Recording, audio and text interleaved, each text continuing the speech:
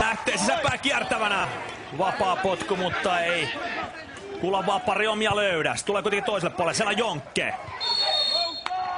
Ja sitten on päästä Pet siitä jälkitilanteesta laukomaan, mutta sitä ennen on pilli soinut ja IFK vapaa